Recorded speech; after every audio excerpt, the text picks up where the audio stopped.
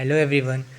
जैसा कि आप लोग जानते हैं कि अब एसएससी सीएचएसएल 2025 को बस लास्ट के 30 डेज़ बच गए हैं और ये 30 डेज़ मोस्ट इम्पॉर्टेंट है आप लोगों के लिए, क्योंकि किसी भी कॉम्पिटिटिव एग्ज़ामिनेशन की जो लास्ट के 30 डेज़ रहते हैं वो बहुत ही ज़्यादा क्रूशियल रहते हैं।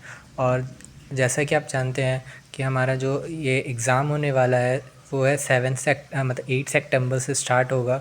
सो मैं मान के चलता हूँ कि 7 सितंबर तक का समय है रिवीजन करने के लिए फॉर लास्ट के 30 डेज़ में। सो लास्ट 30 डेज़ की क्या क्या स्ट्रैटेजी हो सकती है जो कि आपको बहुत हेल्पफुल करेगी, उसका मैं एक रफ़ रोड मैप टाइप का आप लोगों के साथ डिस्कस कर रहा हूँ।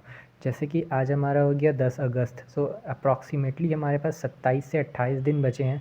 अगर एग्ज़ाम पोस्टपोन नहीं होता है तो अगर एग्ज़ाम पोस्टपोन्ड होगा तो फिर और भी हम लोगों को एक्स्ट्रा बोनस में डेज़ मिल जाएंगे। सो जैसा कि आप लोग जानते हैं कि इसमें 4 सब्जेक्ट्स हैं और सबके 25 क्वेश्चंस हैं। तो टोटल हमारे पास 100 क्वेश्चंस हैं और हमें 200 मार्क्स का पेपर है और 1 घंटा का पेपर है जो कि हमें 60 मिनट्स मिलता है। सो जो एक सेफ़ स्कोर है वो अप्रॉक्सीमेटली मान के चलिए कि 150 टू 160 है फॉर द जनरल कैटेगरी। सो मैं जनरल कैटेगरी के हिसाब से बता रहा हूँ कि अगर आप 160 तक स्कोर कर लेते हैं तो आप एक सेफ़ जोन में रहेंगे। सो चलिए शुरू करते हैं। सो हमारा जो मैथ्स का रहेगा प्लान।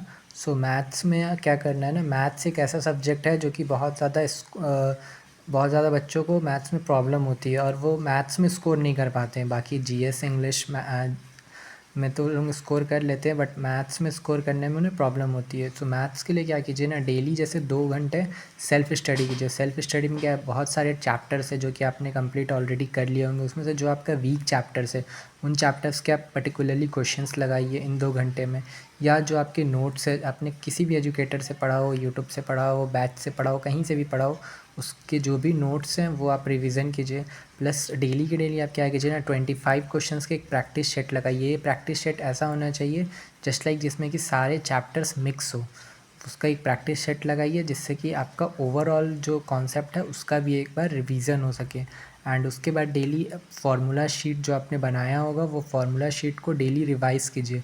इससे क्या होगा कि एग्ज़ाम के दिन आते आते तक आपके माइंड में फार्मूला जो है पूरे अच्छे तरीके से आपके दिमाग में सेव हो जाएगा। सो ये आप कर सकते हैं मैथ्स के लिए, क्योंकि मैथ्स बहुत ही ज़्यादा बच्चों को मैथ्स में प्रॉब्लम होता है और मैथ्स ही एक ऐसा सब्जेक्ट है जो कि आपको जल्दी सॉल्व हो सकता है अगर आपने वो चीज़ आ गया तो।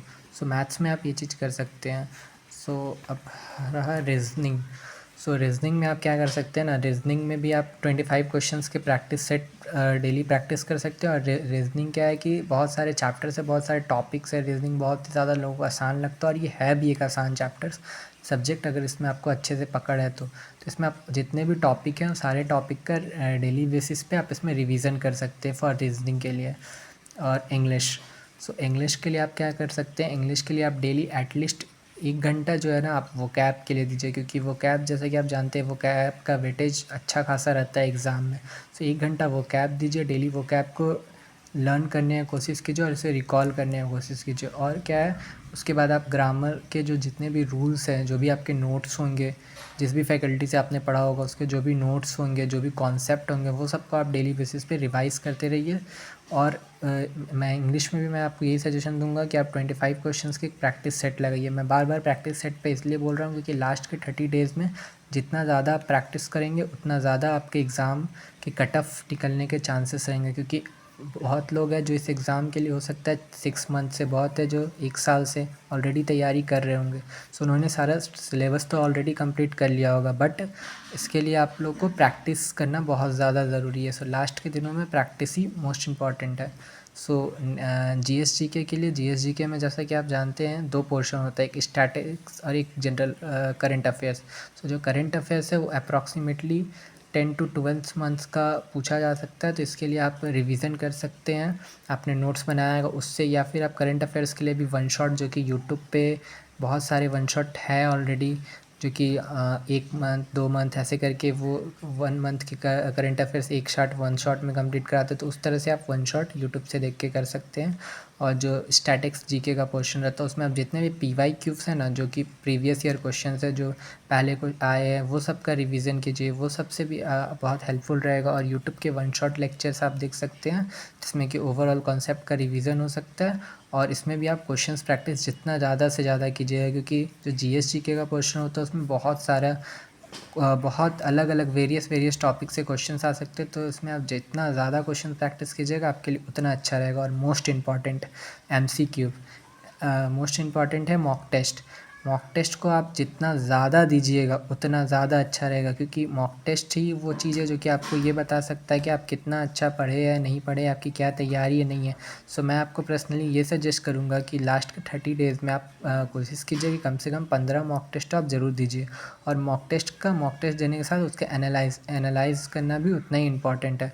सो ऐसे आप करके लास्ट के 30 डेज़ को बेनिफिशियल बना सकते हैं। सो ट्राई कीजिए कि लास्ट के 30 डेज़ में ऑल सब्जेक्ट, किसी भी एक सब्जेक्ट पे नहीं बल्कि maths, reasoning, GS GK and English, ये चारों सब्जेक्ट पे आप मेहनत कीजिए। चारों सब्जेक्ट का रिवीजन एक साथ कीजिए। और सबसे इम्पॉर्टेंट है वो है मॉक देते रहिए।